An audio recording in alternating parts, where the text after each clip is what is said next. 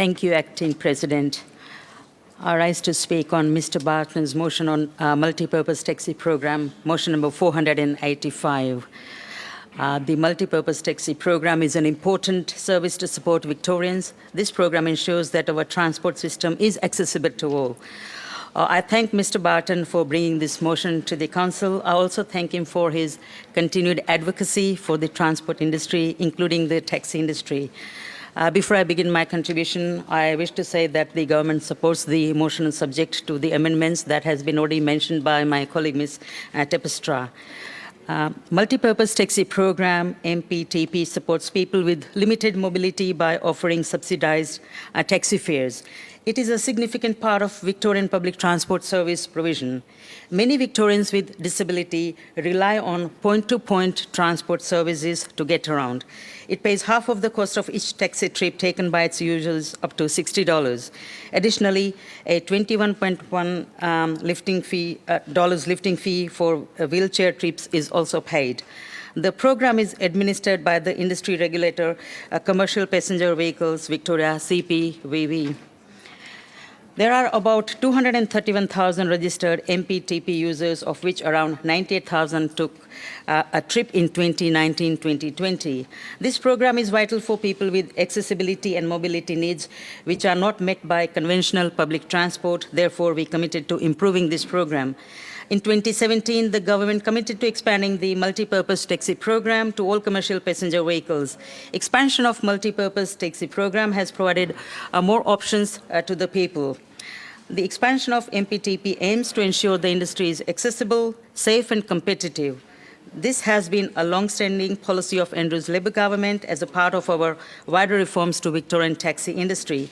Significant work has been done to make sure that expansion is delivered carefully while maintaining appropriate levels of safety and consumer protection.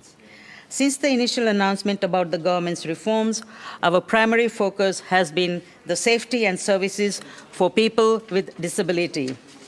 We are also investing directly in further improving accessible services. The Commercial Passenger Vehicle Industry Act 2017 established a fully open and competitive commercial passenger vehicle industry, which was an Australian first. These reforms have been a boon for passengers as there is more choice, better service, and improved safety. Since the reforms have been enacted, passengers have seen their waiting times almost halved from 9.4 minutes in 2017-18 to 4.8 minutes in 2019-20 for conventional vehicles. The reforms were delivered through two sets of legislative changes in 2017 and 2018. Andrews Labor government delivered a considerable $500 million industry support package to support those most impacted by industry transition. During this time, the government also cut further costs for industry. These reforms, along with the expansion of the multipurpose taxi program, MPTP, is widely supported by program members, industry providers, and disability advocacy groups. Any booking service provider, BSP, can make an expression of interest to the regulator to offer MPTP services. There are strict data collection requirements that have to be considered. A Commercial Passenger Vehicle Victoria has a strict multi-purpose taxi program, and the conditions have to be met. The expansion requires service providers to have an MPTP service offers in place. This includes payment systems, technology platforms that can integrate with CPVV's systems, and the ability for CPVV to monitor the capability within a controlled environment. At this stage, Uber is the only non-taxi provider of MPTP services. The program remains open to other interested providers. All Uber drivers are accredited by CPVV and undergo the same police, medical, and driver history checks as other drivers, including taxi drivers. Uber requires its drivers to complete disability awareness education before receiving trip requests and provides a specific service, Uber Assist, that targets individuals with specific mobility requirements. While Uber's service does not currently include wheelchair-accessible vehicles. Should Uber provide wheelchair-accessible services, in the future, they will be subject to the same requirements as other wheelchair-accessible vehicles. We have made sure that the safety and quality of services for people with disability remain the primary focus. Consumers should have more choice. We have a very strict standard for government-subsidized programs. Safety should never be compromised when it comes to our vulnerable citizens. We have made sure that there is no place for predatory behavior, and we must ensure that there is successful prosecution against any wrongdoing. Vehicles registered for unbooked services must carry approved CCTV cameras in metropolitan and urban areas. This requirement is set in the Commercial Passenger Vehicle Industry Regulation 2018. The decision on requirements regarding security cameras was taken in 2018 following a comprehensive regulatory impact statement process. The Minister released draft regulations and a regulatory impact statement for public consultation during March and April 2018, seeking feedback from the public and industry on the regulations. The new regulations commenced on 2nd July 2018. Security cameras were only ever a requirement for taxis. They were not required in hire cars, reflecting the nature and occurrence of incidents in those vehicles. When developing new regulations for the industry, the department considered requiring security cameras to be installed in all commercial passenger vehicles.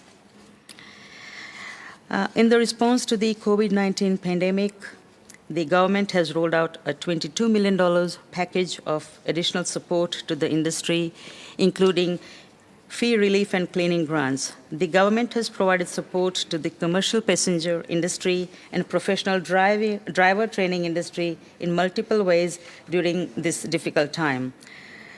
The Commercial Passenger Vehicles Victoria has implemented a range of measures to assist industry to manage the health and safety of commercial passenger vehicle drivers and passengers in relation to COVID-19.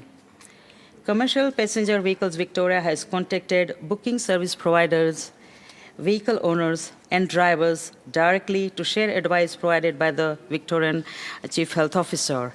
It continues to use social media channels and its dedicated coronavirus webpage to provide regular updates.